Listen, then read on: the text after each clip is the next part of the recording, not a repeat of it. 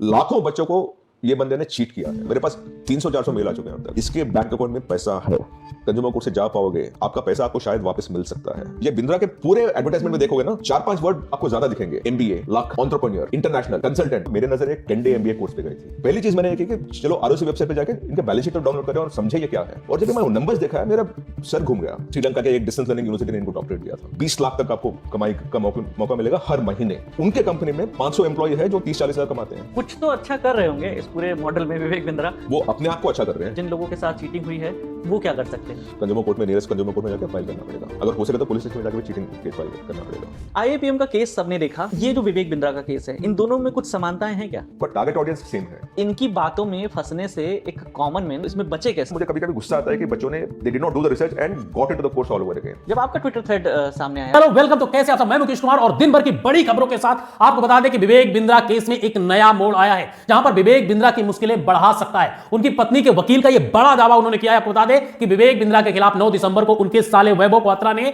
गौतम बुद्ध नगर के सेक्टर 126 थाने में शिकायत दर्ज कराई थी। आरोप है कि उन्होंने अपनी पत्नी के साथ गाली गलौज की, मारपीट की। मोटिवेशनल स्पीकर विवेक बिंद्रा पर पत्नी के साथ घरेलू हिंसा मामले में मुकदमा दर्ज हुआ है। लेकिन अब खबर जो सबसे बड़ी निकल कर आ रही है कि इस केस में कई नई धाराएं भी जुड़ सकती है। पत्नी यानिका के वकील ने बताया है कि उन्हें विवेक के खिलाफ कुछ नए सबूत मिले। उन्होंने कहा है कि मेरे पास विवेक के खिलाफ बहुत सारे नए एविडेंस हैं, मैंने डेटा तैयार कर लिया है, मेरे क्लाइंट अभी अस्पताल में है, जैसे वो ठीक हो जाएगी तो विवेक के खिलाफ धाराएं बढ़ाई जाएंगी। मैंने यानिका से बात की है, पता चला है कि उनके साथ पहले भी मारपीट हुई है। फिलहाल पुलिस अभी जांच कर रही है, अगर जांच में कुछ ऐसा निकलता है तो इनके साथ कुछ ना कुछ होने वाला है। और जो नए एविडेंस का खुलासा उनके वकील कर रहे हैं, कहीं ना कहीं विवेक बिंद्रा को बड़े झटके लगने वाले हैं। फिलहाल चलिए बढ़ते हैं अगली खबर की तरफ। अगली खबर आई है बिग बॉस से। बिग बॉस 17 में 24 दिसंबर का एपिसोड जो था, उसमें ऐश्वर्या शर्मा के एलिमिनेशन पर बवाल मच गया। ईशा ने रूल्स ब्रेक के आधार पर अनुराग को ना निकालकर पर्सनल खुन्नस में ऐश्वर्या को निकाला, ऐसा लोग कह रहे हैं और घर के लोग भी कह रहे हैं। बिग बॉस के घर में रवीना टंडन और अब्दुल रोजिक और सलमान खान का बर्थडे मनाया गया, जो सेलिब्रेशन आप सभी ने टीवी में देखा होगा। बिग बॉस 17 में 24 दिसंबर के एपिसोड में एक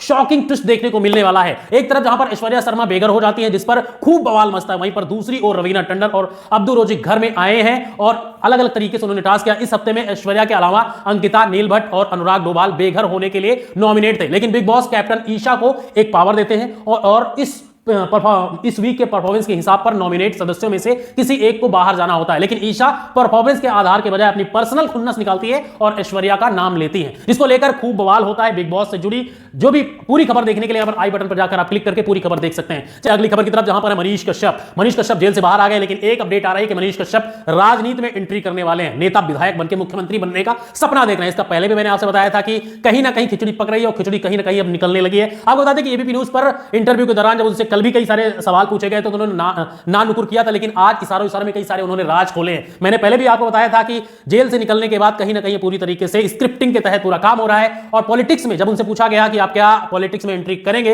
इसको लेकर अप्रत्यक्ष रूप से संकेत दिया है। उन्होंने कहा कि बीजेपी के साथ जा सकते हैं। मनीष कश्यप ने कहा कि हम सनातन धर्म में पैदा हुए हैं और सनातन धर्म में हिंदू की बात हम शुरू करते हैं, जिसकी वजह से हमको जेल भेजा गया, जहां पर जिस देश में सनातन को डेंगू और मलेरिया बताते हैं, हम उन सभी विरोधियों को मुंहतोड़ जवाब देंगे। और आने वाले समय में हो सकता है कि पॉलिटिक्स में मनीष कश्यप आपको देखने को मिलेंगे। लेकिन मैंने आपको पहले भी बताया था कि जिस तरीके से मनीष कश्यप की हाव भाव है, जिस तरीके से उनको जेल भेजा गया है और आयन मौके पर 24 को चुनाव से पहले मनीष कश्यप को जेल से निकाला गया है। कल कई सारे वीडियो भी सर्कुलेट हो रहे थे, उस पर भी हमने बात करा था कि किस तरीके से मनीष कश्यप लगातार, चाहे तेजस्वी यादव हो, नीतीश कुमार, उनको लेकर फायर है, क्योंकि बीजेपी बिहार में कमजोर है और उसी कड़ी को मजबूत करने के लिए कहीं ना कहीं मोहरा मनीष कश्यप को बनाया जाएगा। जिस तरीके से हरियाणा में बिट्टू बजरंगी हो या तमाम सारे और जो छोटे छोटे जो भक्तों की टोलियां है, उनको लेकर चलते हैं। फिलहाल बढ़ते हैं अगली खबर की तरफ। अब एक अपडेट आप सभी को बता दें कि सावधान हो जाइए, ऐसी गलती आप भी मत करना, क्योंकि एक खबर आ रही है जहां पर एक लड़का ईयरबड्स लगाकर बात करते हुए एक स्टूडेंट जा रहा था और ट्रेन की चपेट में आकर उसकी जान चली गई। इसलिए थोड़ा सा अलर्ट रहे, सावधान रहे। अगर आप भी एयरबड्स लगाते हैं तो थोड़ा सा सतर्क हो जाएं।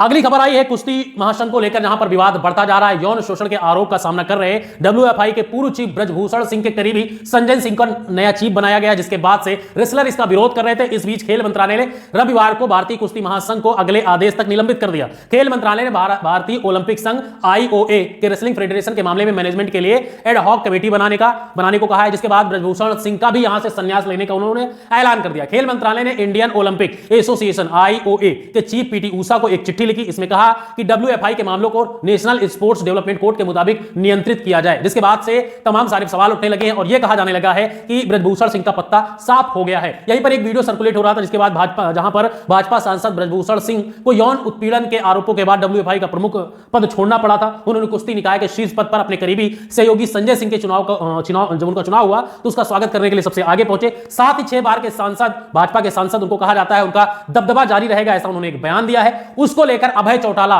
उन्होंने एक जो है उनको जवाब दिया ब्रजभूषण सिंह को। उन्होंने कहा, दबदबा वाली टिप्पणी पर उन्होंने जवाब देते हुए कहा कि हरियाणा आले खूंटा डाल देते हैं तो दबदबे उड़ जाते हैं, ऐसा अभय चौटाला कह रहे हैं। अब लोग सोशल मीडिया पर अलग अलग तरीके से बयान दे रहे हैं। फिलहाल आज की ये तमाम सारी जो खबरें थी ये वायरल थी, तो हमने सोचा आप सभी के बीच में जरूर रखना चाहिए। फिलहाल आप क्या सोचते हैं इन खबरों में कमेंट में जरूर बताइए। मिलते हैं नई वीडियो में, तब तक के लिए जय हिंद,